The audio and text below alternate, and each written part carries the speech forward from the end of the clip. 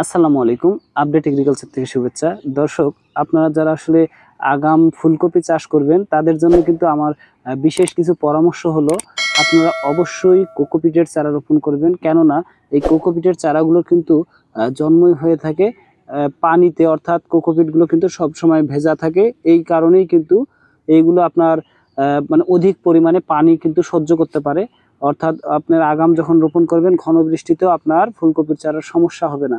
আর এই সময়টাতে কিন্তু আমাদের তাপমাত্রা কিন্তু অত্যাধিক বেশি থাকে। আপনারা কোনো অবস্থাতেই কিন্তু মানে মাটির চারা রোপণ করবেন না, কারণ মাটির চারা রোপণ করলে আপনার এই টেম্পারেচার সহ্য করতে পারবে না। আর এই ধরনের শতভাগ শিকড়যুক্ত যখন কোকোপিটের চারাগুলো আপনি জমিতে রোপণ করবেন তখন কিন্তু মৃত্যু হার একেবারেই কম থাকবে। যদি আপনি সঠিক পরিচর্যা করতে পারেন, আমরা বলতে পারি যে 100টি গাছের মধ্যে শতকরা 99টি গাছই কিন্তু আপনার টেকার সম্ভাবনা থাকে। তাই অবশ্যই আপনি আগাম ফুলকপি বা বাঁধাকপি বা টমেটো যেটিই চাষ করুন না কেন, অবশ্যই আপনি কোকোপিটের চারাটি কিন্তু রোপণ করবেন।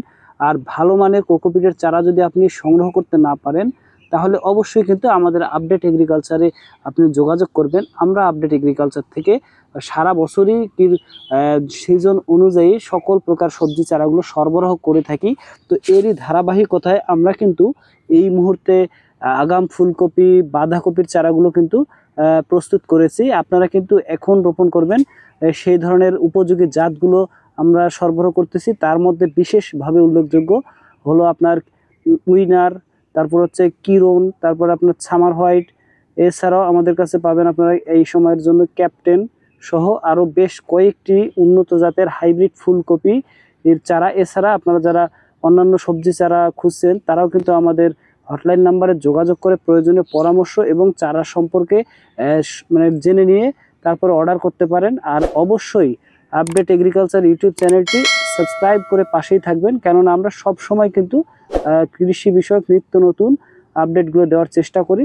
তো ধন্যবাদ সকল।